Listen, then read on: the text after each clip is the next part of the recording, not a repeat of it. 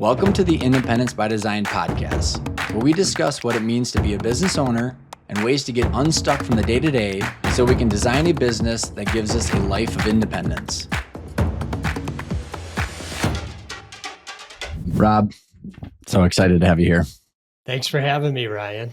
I'm always happy to talk to you, that's for sure. What's that? Any reason. Any reason. Oh, that's, it's so fun, Rob. Yeah.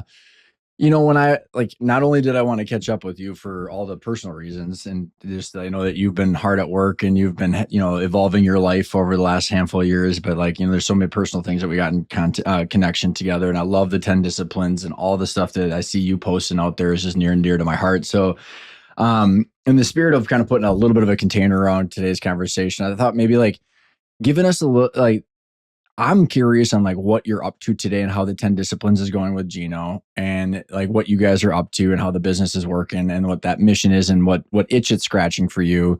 And then, and one of the reasons I wanted to have you on is to talk about the journey, because you're in the ownership spot, right? I mean, and you're not into the day-to-day of ImageOne every day, but you still own it. And you and Joel have been off and doing some other things. And my audience and my clients, I mean, that's really what has resonated as I've over this last 12 months, I told you I kind of reinvented all this. And it's hey, I don't necessarily want to sell. I want options, but I like this. But it's just kind of sifting through all the shit in our head and then kind of moving a path forward. And here you are looking like you're having a lot of fun, man, based on all the stuff I see online in between our calls. Yeah. So I want to think about where I want to start here. So if I go in the wrong direction, course correct. Yeah, absolutely. Okay? So, just for context, as you know, I ran ImageOne for 30 years. I started it right out of college. And so that was heads down. And for being in the same industry, one of our many connections, that it's a tough business. It's a tough business. So I definitely learned a lot. But, I tried to spread my wings in different ways while I was there. I put a big focus on culture, as you know. You tried to sell it once, and I don't know where. Well, you did sell it once, you got it back, and I don't know where in the that's true. Where in the process was that. That was in 2004, and then 18 months later, we got it back. So that was actually a turning point for us. We read Small Giants. We decided to take the company back, inspired by that book. And that's where we put a great deal of focus into our culture, the totality of our team members' lives. But, also one of their core tenets, I probably won't say it right, but it's leaders, owners who know what they want out of life and out of their business and why. Yeah. So it sounds like it's verbatim from Bo in some shape or form, right? Right. Totally. I love it. And I think it has a lot to do with the work you're doing too, personally. And, I never really thought about that much. I was just doing. I wasn't thinking about what I wanted out of life and why. I think I wanted the basics. I wanted safety and security for myself and my family, obviously. I wanted to provide my kids with a good life and my wife. And so that was part of it. I think there's nothing wrong with that. But what's deeper? What is there more? What are our gifts here? What are we here to do to help impact the most amount of people that's possible? That's within our abilities. So first I thought, well, I know I can impact the employees at ImageOne, so I can directly do that, and I can make a difference every day somehow there, and I think I can do it better than I was doing it before. So, we put a big focus on that. And then later on, I started a podcast, which allowed me to, and from doing this, just having a podcast somehow gives you access to people that wouldn't otherwise necessarily talk to you. Sometimes they don't even That's the only reason I started it. I suckered you into it. Tricks on you. But I love conversing with people. I love talking to people. So, I ended up getting connected to a lot of really amazing people. Some are well known, but a lot weren't. But they were still, really amazing people. So while I was doing that, I was learning so much, and noticing where energy was flowing for me. And that was one of the areas, learning and then wanting to share that with the world, teaching. Um, Meditation became a very important part of my life over 20 years ago. That led me to spreading more wings. I wrote a book called Do Nothing, the most rewarding leadership challenge you'll ever take. And then I decided to start a leadership retreat that, revolves around silent meditation. So, you know, again, this is all Mhm. context No, because of, honestly, Rob, I mean, I'm just taking so many notes, and like, okay. I want you to keep going because, like, I, maybe I'll just the context that I see behind this and the why it's so damn important, Rob, is because when I sat down last year going like, what the hell have I done for 10 years? And like, what is this? I mean, you like, it's the same pieces of the puzzle that you have been sifting through of like Bo and Gino and meditation and my part myself. And like, that's why I've connected so well with you is like, what is all this? Right. And like, and so like, I look at it and go like, I'm trying to reverse engineer the people that are happy doing the things that are all in line and they're like all the things that you talk about. So I think the context is unbelievably important because it wasn't a straight line, but you Right. were Yeah, picking you up got it. pieces along the way, and every piece is a instrumental part to the next step of the journey. Yeah. You just brought it all together, which I would have done, I promise. That, but no, sometimes we're on a linear path and we think, I got to get from point A to point B this way. And what I'm sharing in this journey is just that sometimes you spread your wings in different ways. You're creative and you try different things, but you're still on that linear path to a certain degree, but you don't know how all these experiences are going to where it's ultimately going to lead you, what path it's going to take you down. And you mentioned Gino a second ago, and we met him back in 1999. We were one of his first clients for EOS. Wasn't even called that then. But Gino and I became friends. And let's go back to the podcast. He had never done a podcast and refused to do one. And when I had mine, I said, "Look, will you do it? Let's do one together. Let's do a deep dive." So he agreed to it, and he loved it. He had a great time, and it's a great podcast. And what that ended up creating was a new opportunity. And he was writing a book called The EOS Life, and they wanted to do some bonus material. The publisher did for the audiobook, and they said Gino had an idea, and he said, "Why don't I have Rob Dube interview me for the audiobook?" So I did. I prepared. They paid me to come in and do that. So all of a sudden, I was getting paid to do something I love to do. I would have done it for free, Ding, ding, ding, ding. right? And and as part of that book, he had written about 20 pages of the book were these 10 disciplines to help you manage and maximize your energy. And when I read that part of the book as I was preparing, I was like, oh my God, Gino and I have been meeting in a coffee shop for the last 20 years, like twice a year, 3 times a year. We'd go for like 4 hours. And I realized like these were all these ways he was living his life. And I would always walk away thinking, I have to do that. That's really good, or just little things, these 10 little things that really were huge.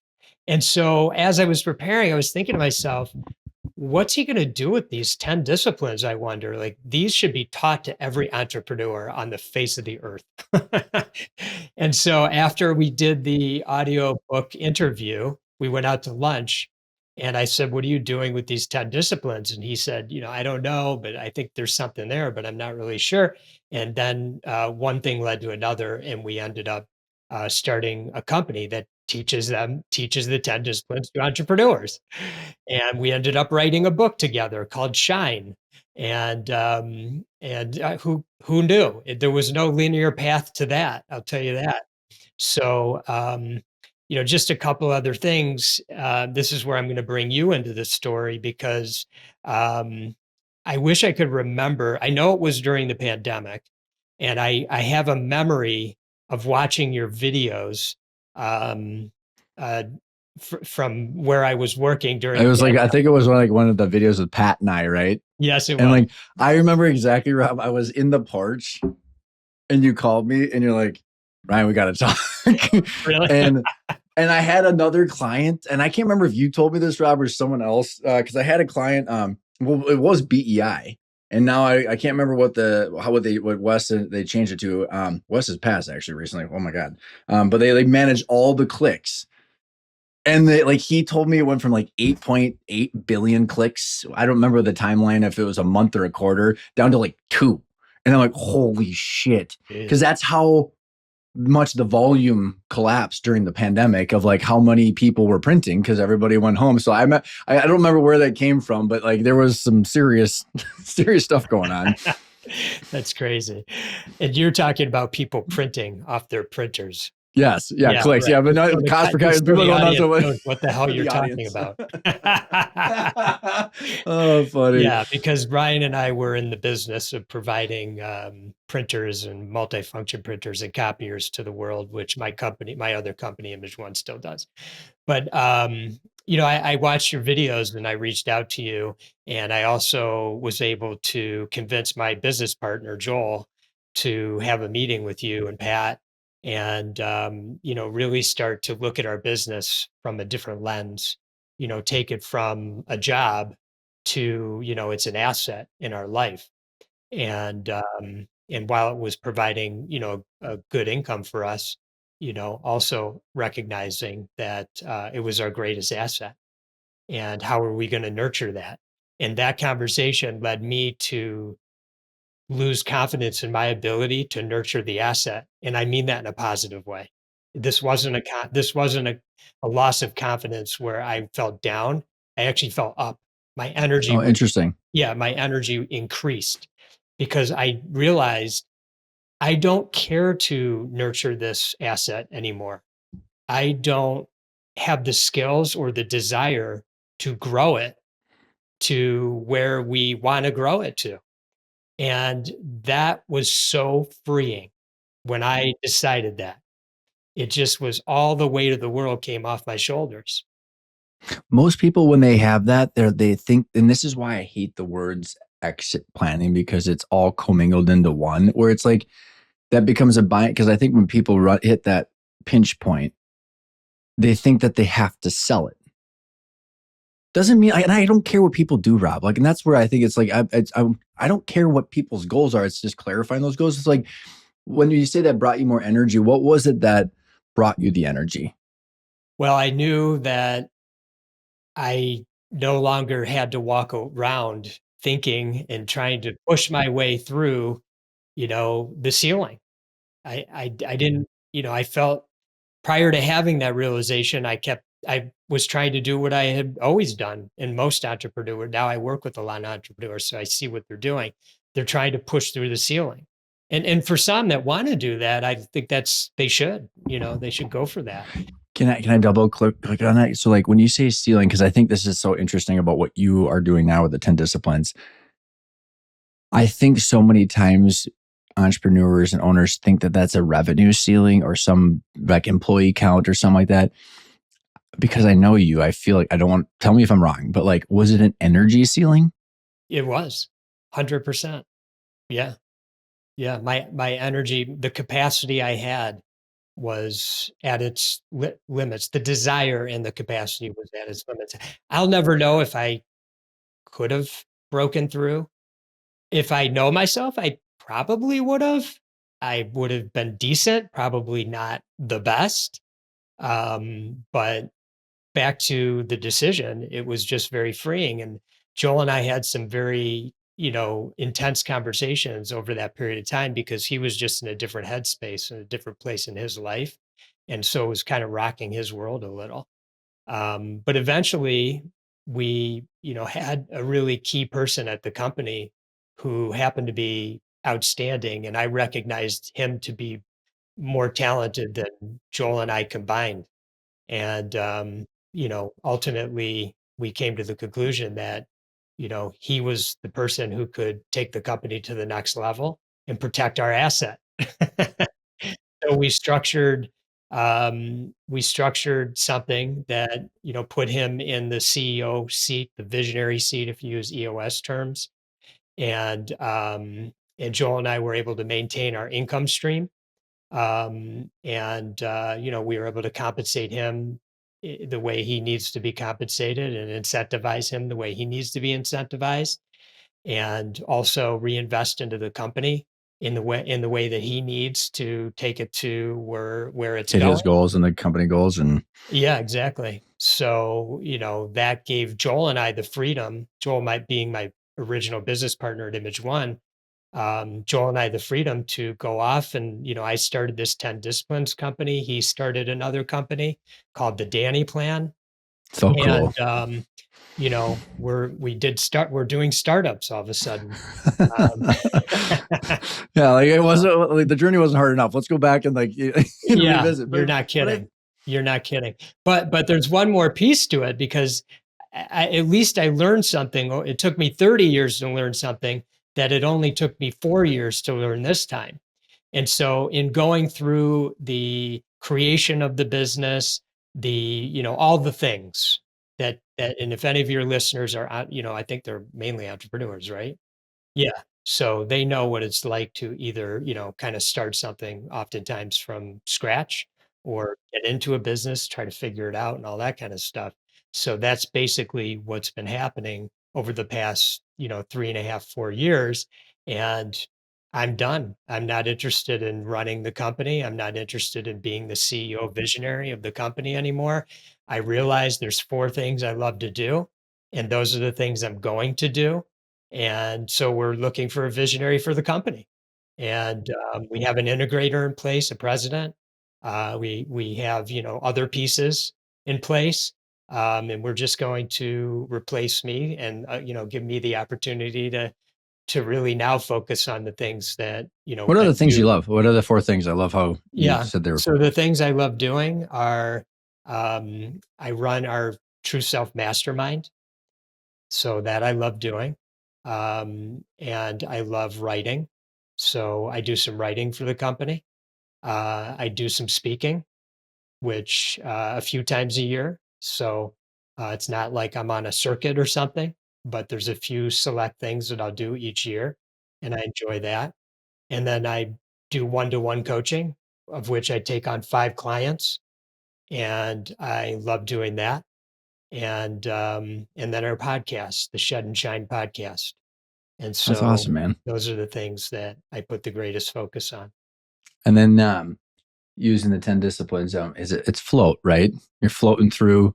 Yeah, it's like, I mean, it's a combination of flow, like in I want to come back to parts of the journey too, and start unpacking some of them. But I think, Rob, like let's let's stay into this, like how you're solving and making decisions right now, because like we can get into the mechanics of, like, I want to hear about like some of the challenging parts of the journey and stuff like that. But like what I think is so helpful is like, what is the experience that we're all striving for?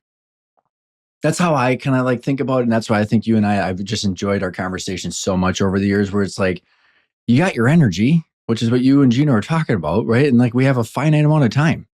We call it, we're in our, in our meat suits for 90 years, hopefully a little bit longer, and then we drop dead. It's like, well, what are we going to do with our meat suits? And then like managing the energy and the experience around that. But we obviously need the income and the wealth to protect our time. But then like, you're making decisions about your energy, I think, a lot, and what brings you joy. Like, just kind of walk me through, like, how are you doing that? Yeah, so I like David Hawkins' book called Letting Go. So I'm going to reference it right now. And you've read 10,000 books. I don't know anybody who's read more books than you. Look at the back of his I listen. thing. I don't, I don't read you. I mean, look at all those books. Um, he has this map of consciousness that he talks about. And at the lowest level, when you're vibrating low in life, you're in a place of shame and guilt and anger. And I've been in that place, and it doesn't feel good. And then when you're vibrating high, you're in a place of peace and love and maybe even enlightenment. But I hope to be at peace and love, um, as I make my way through my life. moving forward. So I'm very aware of vibrating high. And and I can feel when I'm vibrating high or when I'm vibrating low. And I do vibrate low. I'm human. So I have my How do you moments. know? Like, what are the indicators for you when you're vibrating low? I'm curious. Um, when I'm confused and not clear and my mind is spinning, I'm vibrating low. I can feel that in my body. It feels a little bit heavier. Like I don't have, some people, it isn't a physical thing. Like Yeah, you and I'm I were tracking talking you. about, you and I run, I could go out and run. Like that's easy. Like I have a lot of energy for that kind of thing. This is a different kind of energy. Mm-hmm. And, Mm-hmm. it's when it's not moving right, um, I can feel it. So, and there are things that I do though anybody can do to, you know, adjust their energy. So it starts with awareness. And when you become aware that you're vibrating low, that's the first kind of step to the whole thing. And then usually there's something that's blocking the energy. And what that is doesn't necessarily need to matter. We're very intellectual. We use our minds a lot, and our minds are really important for solving complex problems and hopefully doing really good things in the world. Um, but sometimes it gets in our way. Sometimes the intellectual part of our emotions, when we connect a dot, um, we feel better in the sense that we understand it, but it doesn't necessarily remove the emotion or the energy around that emotion. And so what we want to do is learn how to, remove that, release it. I'm saying it's blocked, you're going to unblock it, but essentially you're just going to release it. Um, am I losing everybody right now? No, oh shit, dude, Okay. I love this stuff. So like, well, actually, like I was gonna say, have you ever read the Going book down a Waking Time? rabbit hole right now, Oh and I no, just like want to this, make because sure. like, no, no, like this is why. By the way, like I want to resonate with you for a second, so that way you know that why I'm on track with you, because like I'm seeing the energy, Rob. Like I mean, energy is the make or break. I mean, like, and back to like, we have only so much time here on this planet, and like, what are we doing with it? And like, to manage our energy and to be aligned, like up here, I've got this, you're a ikigai, the Japanese term. Yeah, I got that picture here, and I've got a picture of like the life in weeks, which is how many dots do I have in weeks till I drop dead. So it's like, it's just context, and I say that because like, I mean, my wife's like, you're a morbid SOB. I'm like, it's like, yeah, but it gives me context. So like, but like, and I think this is so important, because I watch people's energy wane, and then everything else becomes harder. And I think about myself, and it's like, okay, like to me, when I vibrate low, Rob, it's like I'm a basket case, dude. Like I have to wake up, I have to lift weights, I have to run, I have to meditate so I don't lose my goddamn mind. And like that's like, and then what happens is, if I don't do that, then it's like my default, because like I like to say it like this, like I have energy that is going to come out like a bottle rocket every day, but it's like, where is it going? Is it going to default to negative thoughts, or is it going to default to positive energy and love? And like, to your point, it's like that energy is coming out. And I think a lot of entrepreneurs resonate with that, which is why even when you and I were talking before I hit the record, I quit drinking a couple years ago, because like it's not productive for me. And I'm terrified of my shadow self so much, but I want to put these containers in and point the energy in the right direction.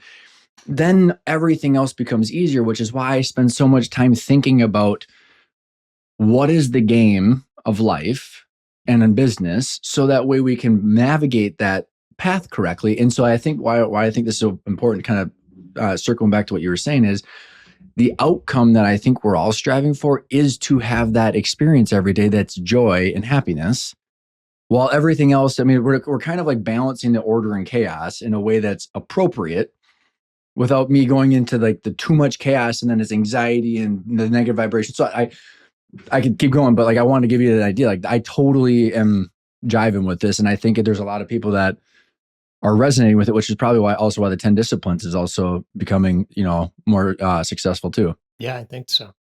So, okay, you said some really interesting things, but hopefully I'll remember to come back to them. But I'm going to try to stay on track. So you brought awareness to your low vibrational energy. You now realize that something motion is blocked inside of you.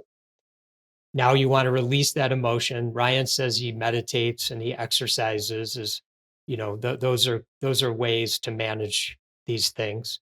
You can bring attention to some people if you begin to become more aware of your body. So some people say bring it below the neck. So because we're in our head so much, so go below the neck and notice what you're feeling in your body, and then bring attention to that. You can breathe in and out of the area that you feel a sensation. You can imagine it as a color or a shape, and you can focus on it until it dissipates. Now you just released the emotion. Not forever necessarily, and in fact, probably unlikely, but you at least did for the moment, and that will help your energy um, rise. And so once your energy rises, now you can become free, your true self, what you're here for. And there's nothing in your way any longer. And that provides a clearer mind. And when you have a clearer mind, you make better decisions. And when you make better decisions, you lead a more joyful life. And probably your decisions are going to be more loving in nature. So that's So good, all of it. Like it will, yeah, man. Because like, and that's where like like hitting the ceiling, trapped, and all these different words that people use, and like it comes down to then like I mean like we're stuck in between the 6 inches between our ears by ourselves, right? So no matter what peer group you're in or what you're doing or whatever, like you got to be the one that's stuck in that. And like to to hammer home this point, I remember when I met you, Rob. I think you were on the podcast. It was like 2017 or something like that. I can't. I refuse to go back and listen to it because of whatever the hell I was probably like. But like, I remember going like you told me about. I mean, it was about your book, Do Nothing, and I was like, there is no effing way I'm gonna be okay sitting with myself for 4 days. Like I was like, what Rob is talking about is complete insanity, and now I'm like, that sounds amazing.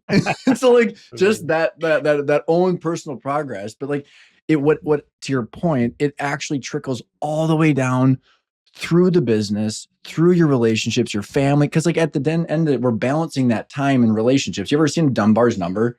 Which is like Dunbar's number is super fascinating, where it's got this hierarchy of how many relationships you can manage. And it's effectively, it starts with like 5, then it's 25, then it's 45 or 50, then it's 100, and it's 150. Like, so like that's it. And but what's the constraint? The constraint is time. And so like the 150 is like, well, like you and I, like if you live next to me, I can guarantee you'd be in a closer orbit because we'd have more time together. But like, I can't spend more time with you, even though I would like to. So, but like the relationships, but then it's like, what are we doing with all of that time with those relationships? And then how are we managing and organizing all of this stuff? And I think it starts with the energy, like you're talking about. Then we can start thinking through what are these frameworks so we can float through that time with on the good vibration. So we're not losing it. Because I think when people are off kilter of that, it's that like, I mean, you work with so many entrepreneurs too, it's like that complete utter exhaustion that you see in people's face, and they feel trapped from everything, but then their money's tied to it, their business, all these relationships. And it's just like, and it's the exact opposite feeling that we want when we started the company. Like, I mean, that's like independence. Like, I want to do whatever I want every day. And then now, next thing you know, you've got all of this shit that relies on you staying the same course. That's right. That's right. It's so true. You made me think of control. Um, in business, what we're constantly, and this is my view, what we're constantly trying to do is control everything. We want to control how our employees do their work, how happy they are. We want to control that. Why? Because we want safety. Why? Because we don't like the feeling when things are disrupted in our life. We're always trying to figure out in business, what's the process? What's the sales process? Now, I'm making this sound like it's bad. It's not. It's good. To grow your business, you do have to gain some control over things and figure some things out. But when things aren't figured out, we get really frustrated and it causes us angst. And instead, it's just another piece of the puzzle. It's just another learning. It's just another message to us. This is the great thing about being in business. It's a self awareness Actualizing. journey. Yeah, Yeah. Yeah. it's a Self-actualizing journey. machine, whether you know it or not. Yeah, Right? yeah, that's right. Exactly. You may not realize it, but if you got into it, something drove you there. You may think it was freedom. Maybe you had, you wanted to be rich. Maybe you wanted to be famous, in your own way. But actually, what it's doing is it's pushing every one of your buttons, every one of them, because Every one of them all the time. there's rarely a day that goes by where there's not some sort of issue. It's just Well, yeah. because you're dealing with humans and you're providing them goods and services, and things go wrong, and you lose deals, you win deals. You're on top of the mountain one day, you're at the bottom the next day. Your best employee leaves. You don't know what you're going to do, and then you find somebody 10 times better, and you wish you couldn't even imagine that your best employee was even your best employee. I mean, Emotional all these whiplash, crazy man. things happen, right? Yeah. And, Yeah. and, and we're just trying the whole time, we're constantly trying to get control, get control, get control. And what I'm suggesting is, you know, like, do your best to get things in order with proper effort, but let go and understand. Like, go with the waves a little, go with the waves a little, understand that this is all part of it. And you can approach it from a place of a high vibration or a low vibration. If you're coming from a place of love, like if you're just pausing every moment and saying, let me come from a place of love here, not fear, because Hmm. that's what's happening. The control is based on fear, the fear Yeah. of Well, losing, fear of the no security, fear of all the things that happen to you in your life, whether you realize it or not, that are getting stirred up inside of you. And more people are becoming more and more aware of all these things, but there's still many that, are sort of, I'll just say, a little bit asleep. They're just a yeah, little bit asleep. sleep or, probably like lower in the consciousness, vibration spectrum. And there's no right or wrong. It's like, it's a journey. And I think it's like, what's fascinating, because I read this book, Conversations with God, which is all about love and fear. And like, I mean, like to steal anyone or to tell, I'm trying to think of how it's like my takeaway from it. It's like, it's not for me to take away experiences from you, because if experience is the point, that's me robbing you of the goal, which is experience. So like back to like riding with the waves. I mean, like what was super monumental for me, and we're gonna loop this all the way back to some of the things that you did, because I think this context and this mindset is one of the biggest determining factors of whether people can elevate or not, in my opinion. But I think it's super fascinating is if chaos is literally the norm. Because like the entire point, and actually like Huberman and Jordan Peterson, all these people talk about like we're our dopamine system and our prefrontal cortex and all of the like everything is about like taking order and making it out of chaos. But we can't control the chaos.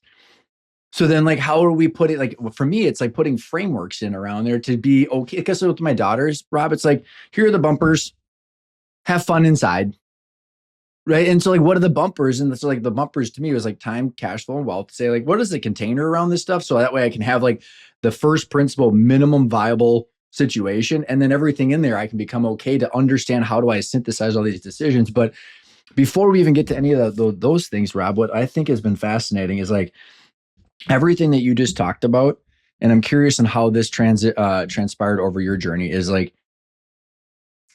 the reason that you mentioned, like, so many entrepreneurs start companies, and I could go to my dad, and I got my own situation too, like why I had 3 different companies over 10 years and like the rug getting pulled out from underneath me. And like, I could like, as an out of body experience, explain to you why I did all of this stupid shit for 15 years. And it's like, oh, it was because of these reasons that I was completely unaware of. And one of our dear mutual friends was like, here's the mirror, like there's a common denominator. And I was like, That's okay, great. you're right.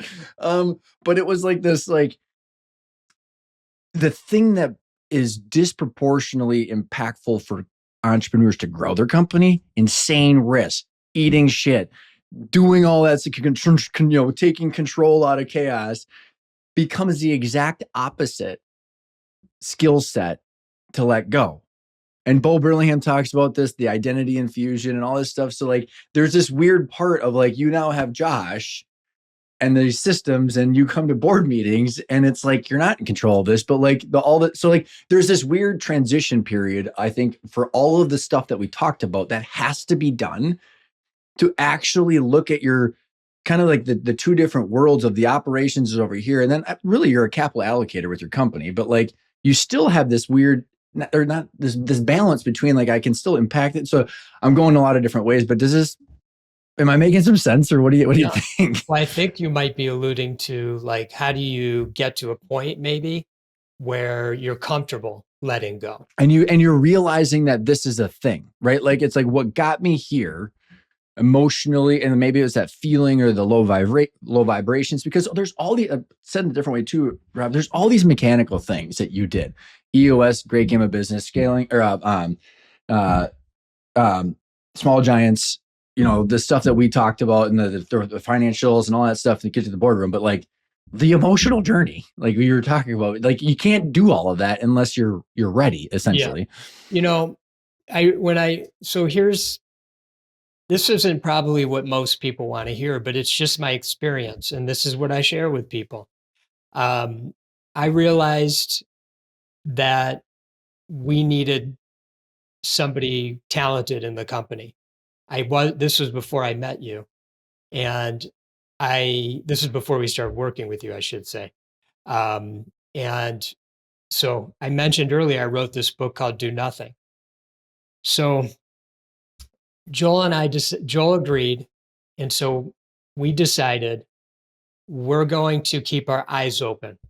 Now, most entrepreneurs I know, they would jump into the deep end and they would say, okay, let's get a recruiting firm. Let's this, let's that, all this kind of stuff. What we decided to do was just bring awareness to our problem. And our problem was we needed another talented person beyond Joel and myself. And we decided now, as I reflect on it, what I call, we were just being patient, and we were willing to allow things to unfold naturally without pushing it. Again, proper effort. So back to the book. I wrote the book. Somebody asked me to come give a talk. I came and did a talk. Somebody comes up to me after the talk and says, that was really impactful. Is there any chance we could stay in touch? I said, sure. We end up having coffee. And that person ends up being Josh, who you mentioned That's a few awesome. minutes ago. Shout out to you, Josh. Right, who's now running ImageOne. That's awesome. I stayed in touch with Josh. At one point, this was before we hired him. At one point, it was our second meeting. And he said, I'm wondering if you'd mind continuing to meet with me and mentor me. But I was sitting there thinking to myself, this guy's a rock star. Like, you should be mentoring me. Oh, that's awesome, man. That's what I said. I said, you want me to mentor you? You need to mentor me, actually. So at a certain point, I called him and I said, what do you think? And he said, I'm not interested. I'm really happy. And he even recommended a few other people. And I met with those people and they weren't the right people. And I said, thanks for the introductions. They didn't work out. Months went by. He ended up contacting me and said, you know what? Let's talk. So the point of the story is, my approach is through energy and putting the right energy out there and knowing that, trusting that things will unfold in the way that they're supposed to. Things never go as fast as I've ever wanted them. They've never worked out in the perfect way that I've ever wanted them. I mean, maybe 10% of the time they did, but 90% of the time, things came our way and we were able to be successful, but it was never in the way that I 100% thought it would happen. There were components of the ways I thought it would happen, but it wasn't always exactly the way I thought it would happen. And so I don't know, maybe I already had some sort of ability to let go somewhat I don't feel like I'm overly controlling. Um, and I think But yeah, at that that helped. point, you had already done the meditation. You Yeah, had gone through a lot of personal yes, growth that is true. up until that point when you met Josh. And from what I have known about you and our relationship, so there's a lot of stuff that you had gone through. I mean, even like selling the business, taking it back, working with Gino and the small giants. You had like, this is where I mean, just even acknowledging these wonderful systems that are out there, they all play a place in the marketplace to help that kind of like, it's the way I kind of think about it, Rob. It's like, it's the container around your idea, but being open to how it fits in, or like a container around the puzzle, saying like, here's the framework. Like we're building this puzzle, but then there's like, I'm okay with the order of how the puzzle pieces fall into place. Exactly. And what I would encourage who, if hopefully you're still listening and we haven't lost you. But what I would encourage you to do is reflect back, take like 20 minutes and grab a piece of paper and reflect back on the timeline of from when you got into your business to where you are now, and just jot down any serendipitous moments. Like, if I didn't meet that guy, then this wouldn't have happened, and then I wouldn't have ended up over there, and then this, and all of a sudden the line isn't linear, it's like all over the place. And there's all these chance things that happen and opportunities that get created, and a thing that you lost that you were devastated for, and like felt so down in the dumps for like 30 days about, that actually ended up to be like the biggest gift that you could have ever imagined to happen to you. I mean, I remember we had a major client. It was our top client when I was in my early 30s, and they were doing like $1 million a year with us. And all of a sudden, out of the blue, they called us and said, well, I shouldn't say out of the blue. They called us once and said, can you give us your best pricing? So we sent them our best pricing. We didn't know that they were comparing it with other people's pricing. They didn't tell us that part. So they called us back and said, your best pricing wasn't as good as everyone else's pricing. And we said, what? Welcome to the Okay. copier business. Oh, Yeah, thank you. And so we lost the account. It was devastating. But guess what? 6 months later, they went bankrupt. They went bankrupt. That company, we would have been on the hook. That could have sabotage the whole bankrupted business. us. Yeah. Honestly. Wow. So Wow. what seemed like at the moment devastation was such a gift.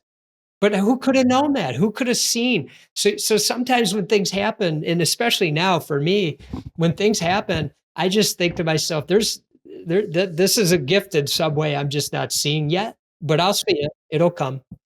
And it could be greater awareness of, maybe I've been trying too hard on something that I shouldn't be. I'm on the wrong path. And maybe that's just a message like, you got to change paths. You're trying too hard on this. It's not the way.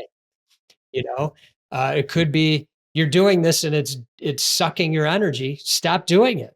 Like, how long do you want to suffer? You're listening. Yeah, you're listening you're to paying attention. You're paying attention Yep. to the signs. And I think the more you hone in on that skill, the more chance you have to vibrate higher, because you won't accept it anymore. Yep. It just becomes unbearable. You just, any moment where you're doing something that, and when I say this, I mean, I'm sounding extreme, but let's say I resonate with it. 90% of the time. I mean, 10% of the time we do stuff because there's circumstances and we don't love it, but we do it. But 90% of the time, you're doing things that make sense for your energy. I don't know what those are for everybody. Everybody's is different. Like, Right, you're Rob, really good at all the accounting stuff. I don't want to do that. No, I'm not. I understand it. I never want to pull up a spreadsheet like ever. Okay. You're so good at articulating it all. But like, let's double click like on that, Rob, because I think it's super fascinating to tongue in cheek to talk about it, because like I say, my team designed the Minnesota Wild's IT infrastructure. I've never logged into a server in my life. Yeah. Like, I'm sitting here, like, and I talk about the frameworks, like the 3-statement model, understanding working capital model, and I could go, I don't want to be the one in the spreadsheet. That's why I partnered up with Pat. What do I like? Back to your 4 things. I like to learn. I like to create. I like to teach, and I like to lead. Those are and none of those are sitting in front of a computer doing models. And so, but I think it's important back to your energy and optimizing for this. Like, and I'll loop this back because I got a question for you within this. Is like, after 430 podcasts and like listening to, I mean, Bo sent me on this journey after I sold with my dad. And like what I'm watching outside of like all the self awareness stuff that we've talked about, Rob, the moment people are like, F this, and it's coming from the lack of energy, good vibrations, and it's like from a place of fear and unknown and chaos, it's like almost impossible to fix the situation, regardless of how good the business is or what the opportunities are. Cause like, with me, I mean, with all the podcasts and thousands of people that have been through my workshops, I'm like, you might come to me and like have the best business ever. And I'm like, Rob's like, no way, you can't save them.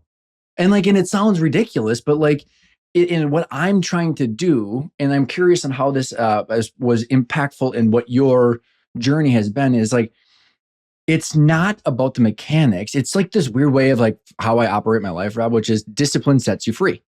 I do those stuff every morning so I can do whatever the hell I want during the day. Like I love cookies. I used to like to drink a lot. And like, it's like, so it's like, I like, it was like this weird like structure. So that way I could do the loosey goosey stuff.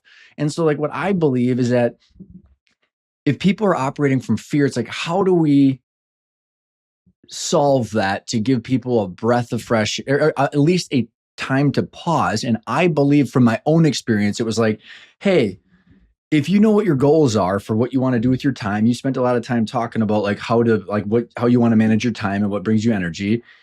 Then there's this reality of like, we need income and we need wealth, and money is a reflection of the value you're providing to the world through yourself or through your company. And like, we can't ignore the fact that you have to pay your bills and you have to have the money to do the shit that you want.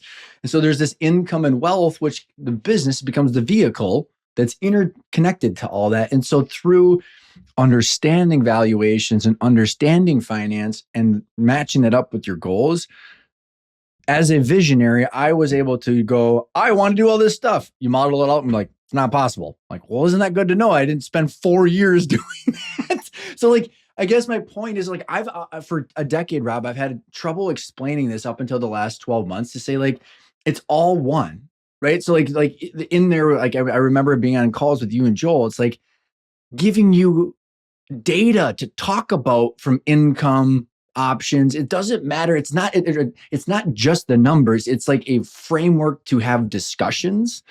So I don't know if this is making some sense, because like I feel like it gets lost and it's either all about the numbers or all about the energy. And I like literally think it's all kind of combined together and we're just trying to see the matrix. I actually think it starts, you said a few things that prompted some thoughts for me. I feel like it starts with clarity about what's important to you in your life. Because if you want to build a $5 million company or you want to build a $100 million company, those are two very different commitments. Very different. And I would ask why, right? Like, what's Yeah, the point? right. So Yeah. what is it? What's driving you? Because I don't want to stop you from building a $100 million company. Go for it. You know, if you can impact a bunch of lives doing it, I think that's awesome. But what is driving you? What's behind it? So, having a strong foundation in your life that helps you make your decisions from love instead of fear is really important. Now, I am going to talk a little bit, because this is what popped in my head, about the foundation that we created, which is the 10 disciplines to help you manage your energy, your impact, and inner peace. So this is all about keeping your energy high, making a greater impact in your life throughout everything you're doing, and being able to do it with peace. And as entrepreneurs, most of us, we're not having a lot of peace. But what we're afraid of, one of our fears, is that that peace will do something to this drive that we have. In other words, it's like, oh, if I'm too, that there's a connotation. It's like I'm chill. Like peace equals not driven. That's not the case. You could do remarkable things, and actually, I would contend more remarkable things when you're doing it from a place of peace and love. And so first get clear about the future. We talk about 10-year thinking, making all your decisions based on 10 years. And it's not just the business, which is why I love you and Gino are doing that, right? Because Gino started with the EOS system. It's like you're now elevating above that, saying like all of this, like your whole life, what's it look like in 10 years? Yeah. So if you want $100 million company, okay, so that's on your strategic plan at your business. Great. But if you're married, hypothetically, you're married and you've got 2 kids and you have a wife or a husband who wants you home at 5:30 for dinner, fully present, not on your phone, not with a head spinning from a day. Okay, how do you build $100 million company so you have time to segue from an intense day of work to a fully present husband or wife or father or mother at dinner for the rest of the evening? How do you do that? How do you create that life? Now, I don't know. You spend time figuring that out for yourself, but that's an important thing to know. Most are just going, Doing. going, and then 20 years later, they're divorced. Yeah, I resonate with all their stuff, and they're splitting up all their stuff because they have a great house, they have great this, great that, and they look. It happens to half the people. Let's face it. I know, and like what I think is like like to layer on then what the framework that I've been working on top of what you just said of the 10-year thing, because this is where I think there's so many useful mental models, right? Because that's what we're trying to do is like, okay, how do you think about this stuff to make it accessible and digestible? It's like, okay, well, in that $100 million, like you have time as a constraint, as you were alluding to, right? So you got the energy, but like, what's the time? And it's like, okay, well, be realistic. Don't lie to yourself about the time. And then there's the cash flow, which is like, okay, like you might have to go raise money to do that. And then you literally have an investor as a boss, right? It's like, okay, well, like how, then you have less control over your time because someone else is telling you what to do.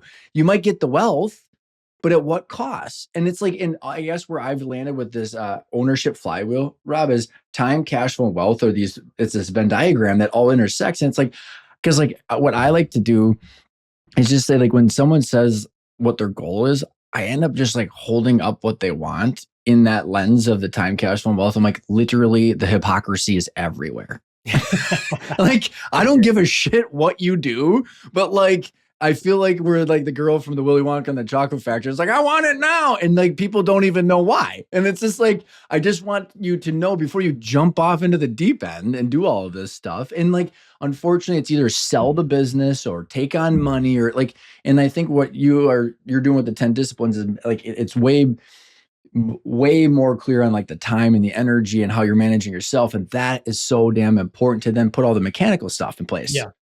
I mean, it just is so important. When you're more effective, first of all, you keep bringing up time, and I'm so glad you do because I've written it down 3 times, and I gotta say this, and because I keep losing it, and what you're saying is time is our greatest friggin' asset. Yeah. Right. But you don't treat it that way. You treat everything else in your life more important than time. But anytime I do a talk and I ask the audience, what's your greatest asset? Everybody yells out time. So why don't we use it properly? And it's insane, isn't it? Yeah. And I just want to say this, I'm getting extreme here, but I mean it. It's true. You might not realize it, but you do. Tomorrow isn't guaranteed. So everything you're striving after in making all these sacrifices may not come to fruition because tomorrow might not come. And that's just a fact. That's just a fact. You are going to die at some point, and it will not be on your terms. Because if it was on my terms, it would be never. That's right. Yeah. Okay. So now just have that as a daily awareness. Our I forgot mutual that. I like my life in weeks. I've got Yeah, to. yeah, your I gave life in myself to weeks is a 100. great idea. Our mutual Yeah. friend that you mentioned earlier, he taught me a technique that, and I do this every single day, twice a day at the end of my meditation. And that is I breathe in and I breathe out my last two breaths. It's a, it's an example of when you're dying, you have these last two breaths. So he tells me. I didn't look it up, but it sounded good to me. So that's Made just sense. Yeah. whatever it is. That's just a reminder to me that this could end at any moment. So how am I going to use my greatest asset? What am I Hmm. going to do with it? Am I Well, going and to like, yeah, am I I going love to it so lose much. my mind? You know, am I going to lose my mind in the pursuit of something down the line in the future? Now, I don't want to crush your goals. If you want the $100 million company, I want you to go for the $100 million company. If you came from nothing and having a lot of stuff is important to you, I want you to have that stuff, have the comforts and then some. You know, you're taking a lot of risk doing this. You deserve it. It's okay. You deserve it. But now using that 10-year thinking, and you can go out even further, 20, 30, however many years you want to go out. Picture what your life looks like then. How do you want it to be? Okay, now you come to the present moment because 10-year thinking is about the present moment, actually. It's not goal setting for the future. And so now all you need to do is ask yourself, am I aligning what I see for my future today? So if I want to have a healthy and loving relationship with my significant other, how I treat them today makes a really big difference. It makes a really big difference. If I want $100 million company, how I treat my employees and how I show up with clarity and presence is going to make all the difference. Despite what you've seen on TV. I mean, people, because I want you to get what you want, but I want you to have it with peace. What we see on social media and TV and all the, stuff, all the hustle and all the people losing their minds, we don't know what's going on behind the scenes. We don't know how miserable they are or what kind of chaos, like you mentioned, is actually happening behind the scenes. And if that's what you feel is important in your life, having chaos and misery and then I can't help you. Well, but like, I'm on your I mind. love. Well, everything you said is gold, Rob. And like, okay, so to expand off that is like, here's my 2 cents on it, right? It's like here's like I know what it's like to feel like shit. So like I don't I guess where I guess I lack the empathy, which is literally tattooed on my arm, is like there's nothing that people can tell me that if you're doing it for the wrong reasons, you like it will catch up to you. And I know it because I've had that experience. And so like, and I guess that's where brings me peace, going like, there's only so many things that can make people happy. If experience is the point and time is our constraint, it's like I watch people, I'm like, man, that you're gonna catch that car and there's gonna be a bunch of destruction in the path. And it's gonna suck watching how long it takes you to figure that out. And like my biggest fear is when something bad happens to me, which it will, shit happens. If I knew that I could have prevented what happened, I will be 10 times more mean to myself than whatever the actual thing is. Because the guilt, the shame, the resentment of knowing that like I could have prevented this and I freaking knew it the whole time. And so it's like this, the moment that the self-awareness happens for me, it's like, okay, like this you just got to be careful, because if this could be prevented every single day that I continue doing that behavior and I like it could result to something bad, like it's just terrifying to me of like what I would treat myself as. But back to then the time, it's like back to your 10-year thinking. It's like it puts context into like, okay, am I aligned? And I'm tracking all the 10 disciplines and all the stuff that you guys lay out. And what I think is fascinating is like where I have built this model on how I think is being absolutely freaking realistic with my constraints. Like no more lying to myself about like, what am I actually solving for? And so just to be very clear with my own self, Rob, I mean, like we sold the company 10 years, 11 years ago. And it was like, okay, well, is it wealth or is it income or is it time? Or like, what is it that I'm solving for? And I'll tell you what, for 10 years, I ate shit to have control over my time. I mean, so if you looked at my personal income statement and balance sheet, it's like, well, what was he solving for? It's like, dude, when we sold, I was like, I never want to shave again. And I don't want anybody telling me what to do before 9 o'clock in the morning. And that was it. And for 10 years, like everything held to revolve around that. And like, it was like, okay, well, what do I have to give up? And I'm like, I'm not willing to do all of these things if that blows that thing up. And like, then it's like, well, how did then the income and the wealth be like tied into all of that? But it's like the time and cash flow and wealth become the actual constraints. Then it's like the way I think about the 10 disciplines, it's like the intentions that go into those constraints. And like, I'm trying to help people see the constraints for what they are, but they still need to come into that with awareness, understanding the energy. So it's kind of like this weird. Yeah. Is this making any sense? I think when you have a strong foundation, it gives you clarity. I mentioned that before, and that helps you know what the constraints are.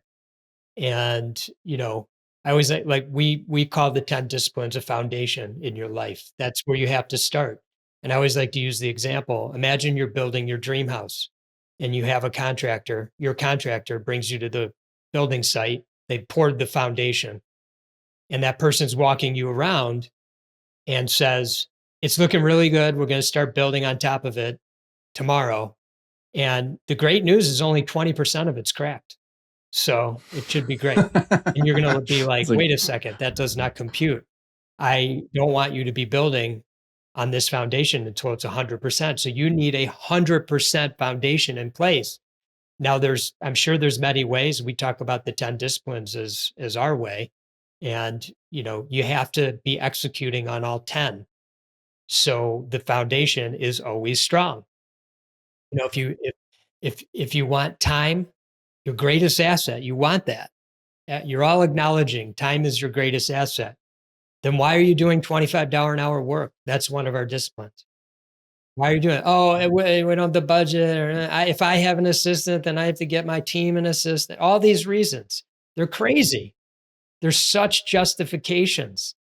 Well, and then let's double click on that too, because what I would to use to combine both of our philosophies here is if I think people are doing that because they're looking at annual income, where it's like at the end of the day, you can buy all your time back, but it's going to cost you cash flow. And like I always say, because what you and Joel did, it cost money to hire Josh, right? Like, but you have a more valuable business and you bought your time back. Back to time, cash flow, wealth. It's like, okay, if you did this, acknowledging that there's a cash flow constraint, you and Joel had to have really hard conversation, which is how much do we need in distributions while also getting rid of our salaries? And there's a whole conversation that happened there so that way you could invest, but you're guaranteed to build a more wealthy business.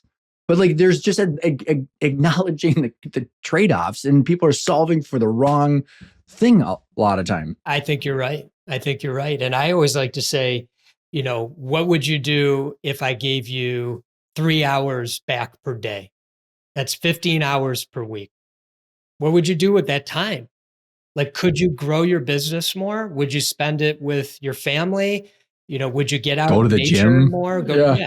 I don't know. It doesn't matter to me what you do with it. What would you do with it?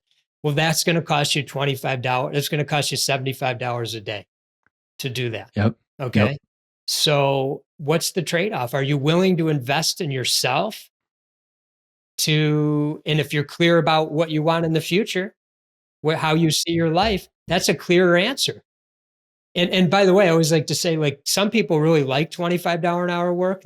People get mad at me because they say, well, I really like doing my yard work. Yeah, no, I'm not saying don't do things. If that brings you high loving joy, vibration, then I want you to do it. But if scheduling your calendar brings you high enjoyment, I'm surprised. There aren't many that I know that like that, but okay. But these are the simple things that you can delegate. And by the way, my hope is that you get to a point where you're delegating everything below your hourly rate. If you even know your hourly rate, I challenge you.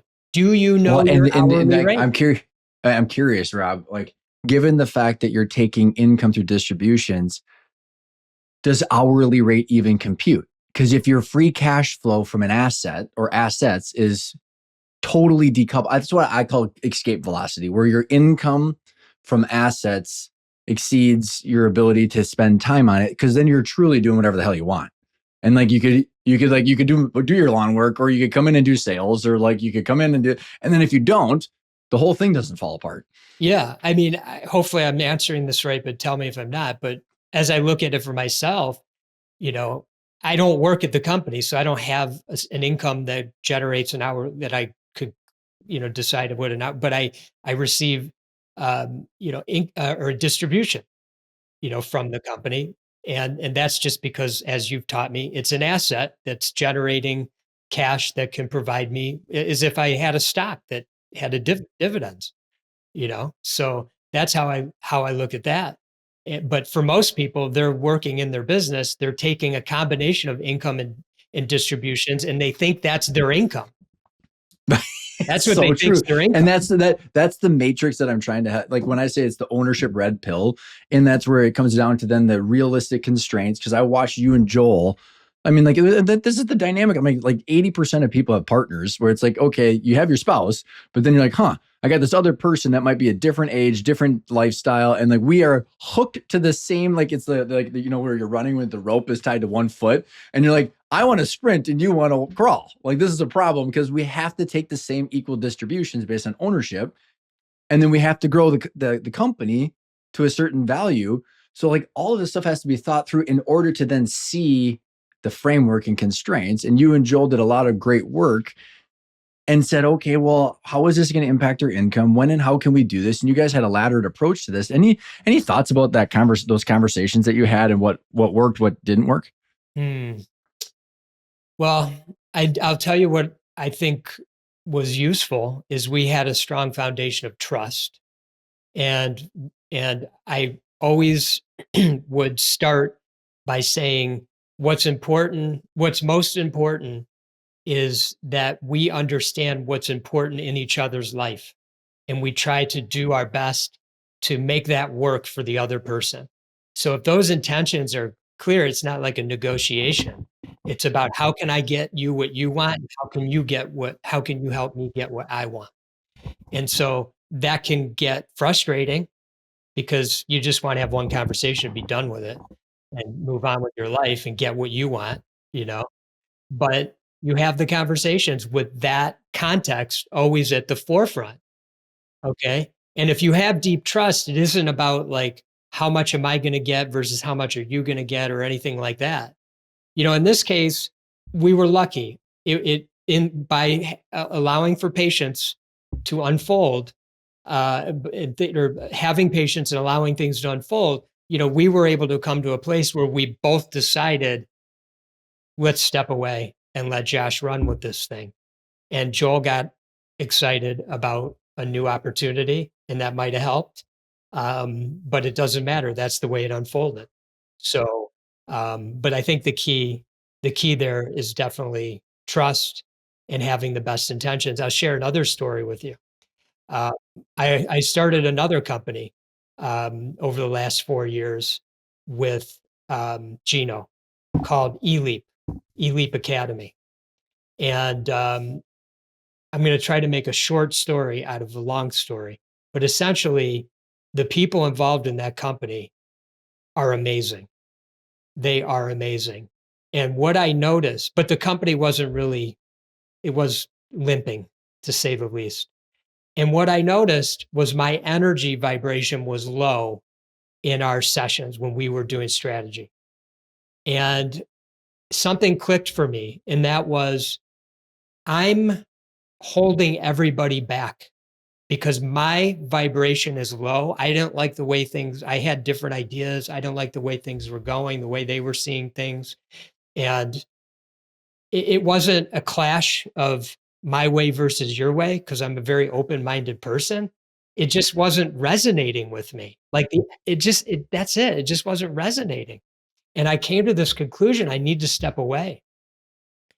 And I thought I did some reflection on this, and I went to them and I just said, I'm holding you all back. My energy vibration's low. They didn't even know that. They wanted me to stay. You were probably playing it pretty well, knowing you. Yeah. I mean, I was trying to be a good, bring what skill set I could bring, and I was, apparently. But I just knew inside my vibration was low, and that I didn't want that energy in the room, because that wasn't going to serve them, and it wasn't going to serve me as an owner. So I stepped away, and the company immediately started to shine. It's like a weird, like, I'm proud, but like, what happened there? Yeah, no, it was beautiful. Awesome, man. I was so happy. Yeah, that's awesome. Because it just, awesome. It reinforced for me that when your energy isn't in the right place, it holds everything back. Even when you have talent, even when intellectually people in the room feel that you're bringing value, it didn't matter. It was the energy. It was the energy. So imagine stepping away from a business you invested in, and I didn't ask for any sort of, retribution or anything like that. I just stepped away. I all I could think about is, this thing's going to become some gigantic company, and and I stepped away, and I'm going to miss out on all the. But knowing you've got your 10-year vision, and I think, but like what I think is so, because like I operate my life very similar, Rob, and it's like, to me, what allows me to navigate those circumstances, because I've had 3 different businesses over the last 10 years in varying circumstances, like you just mentioned. And it's like, okay, no amount of money is worth this feeling to me. Like, it's just like, okay, like, and like, how do I navigate that? And like, how do I do it appropriately? It's like, I've learned lessons along the way as it relates to that too. But like, it's then being okay if there's a monetary, like, I think there's this trade-off of time and money that when I was on your show a couple years ago, it's like, what's the relationship of time and money? And money is just stored time. That's all it is, stored energy. So then it's like, okay, well, if we're looking at it that way, I think it's helpful to say, okay, well, if I step back and do these things, or I change this or that, or whatever it is, if I'm in, the board of ImageOne, what is the financial trade-off of that? Because I think at the end of the day, what I've proven to myself is I'll do ridiculous shit where it will look unbelievably ridiculous on a financial statement. And it's like, oh, I was solving for time. So then with that context, it makes total sense.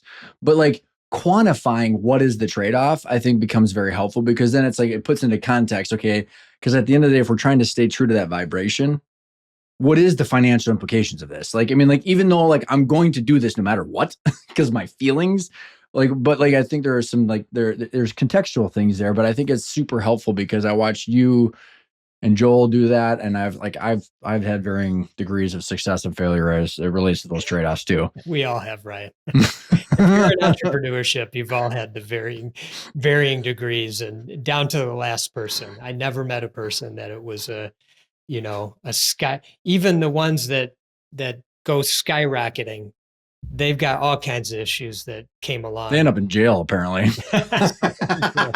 Some of them do. No, some of them build a hell of a business, but it isn't easy, and you make sacrifices. And, when you're clear about the type of sacrifices you're willing to make and what that's going to mean in the totality of your life, then you'll do a better job with your decisions and with your time.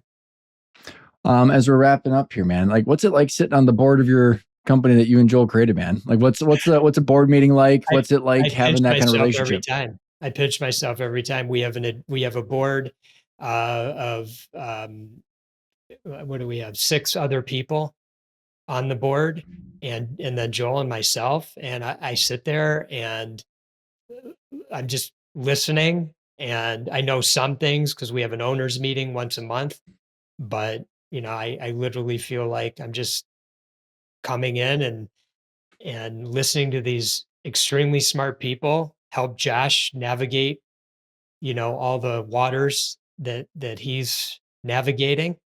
And it's unbelievable.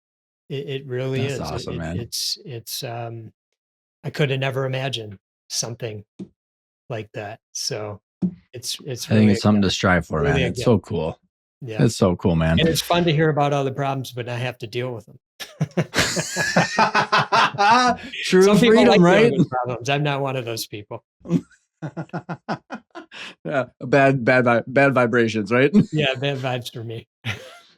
Rob, man, I'm so grateful for your time that you chose to Likewise, spend it with me for this last hour likewise. or so. And I just have to say, like, I was looking at your, what you've been up to and everything. And I noticed that one of the highest amount of views that you got on your YouTube channel is a riff you did for like over an hour, which I listened to almost all of it. Oh, I did. Did I ever say that? Okay, yeah, No, that was you just didn't a send total that. like after I drew. You didn't send that to me. I just happened to see it. So I'm bringing that up because for those of you listening, if you haven't checked that out, that you're going to get some great insights into Ryan's mind and I think how it could relate to what you're going The for in life, life. money, and God Yeah, one. yeah, Yeah.